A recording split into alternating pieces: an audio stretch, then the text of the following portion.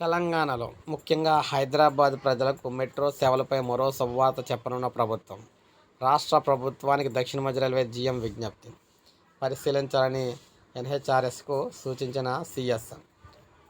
హైదరాబాద్లో మెట్రో రైలు ఉదయం 6 గంటలకు ప్రారంభమవుతున్నాయని, 5 నుంచే మొదలయ్యేలా చూడాలని సీఎస్ రామకృష్ణారావుకు దక్షిణ మధ్య రైల్వే జీఎం సంజయ్ కుమార్ శ్రీవాస్తవ ఇటీవల విజ్ఞప్తి చేశారు.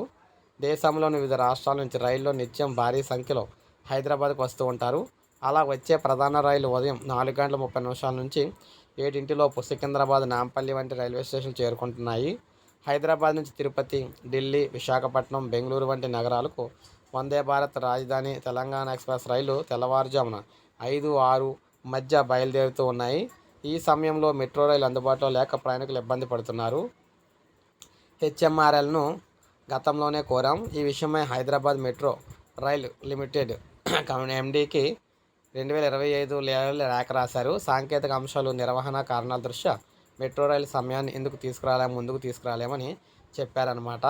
అయితే స్పందించిన సీఎస్ ఈ విషయాన్ని పరిశీలించాలని చెప్పేసి హెచ్ఎంఆర్ఎల్ అధికారులకు సూచించారు. ప్రస్తుతం మెట్రో రైలు ఉదయం 6 గంటలకు నాగోలు, మియాపూర్, ఎల్బీ నగర్ స్టేషన్ నుంచి బయలుదేరుతున్న నాంపల్లి, సికింద్రాబాద్ రైల్వే స్టేషన్కి మొదటి మెట్రో రైలు వచ్చేసరికి మనకు 6:20, 6:30 అయితే అయిపోతుందన్నమాట. సో దీన్ని 5 గంటలకు స్టార్ట్ చేసినట్లయితే చాలామందికి ఉపయోగకరంగా ఉంటుందని చెప్తున్నారు. అయితే రాష్ట్ర ప్రభుత్వం దీనికి సంబంధించి ఆలోచన చేసి శుభవార్త అయితే చెప్పే అవకాశాలు అయితే ఉన్నాయని చెప్తున్నారు. సో ఇది అప్డేట్. ఒక లైక్ చేయండి, సబ్స్క్రైబ్ చేసుకోండి మన ఛానల్.